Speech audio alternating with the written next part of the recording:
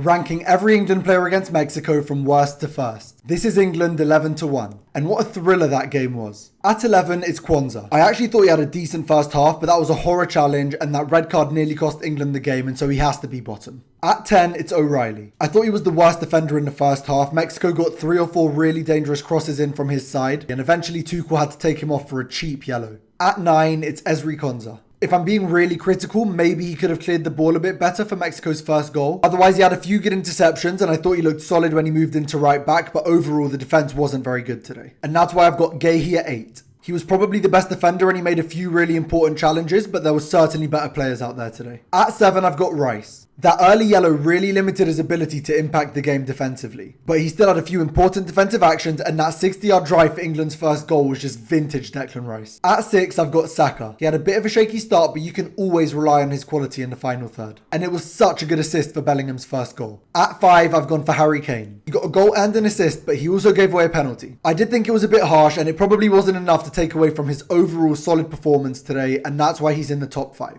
At 4, it's Elliot Anderson. He had a really aggressive and energetic performance in midfield today. And the perfect example of that is the turnover that he forced that led to England's second goal.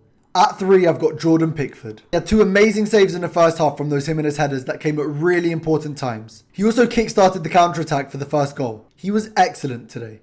At 2, I've got Anthony Gordon. I know he didn't leave with any GA today, but his pace was electric. I thought he really set the tone for England today. He was direct in attack, he helped O'Reilly out in defence, and he kept the pitch stretched when England went down to 10. And of course, he won the penalty that ended up being the all-important goal. And at number 1, it's Jude Bellingham. Mr. Right place, right time. He put his country on his back again. And it wasn't just the 2 goals. He also made an incredible goal-saving challenge. He was the difference in the 2 boxes today, and that's why he's number 1. Overall, an incredible performance from England, and sorry to anybody that fell asleep and missed that instant classic. Would you change anything on that list?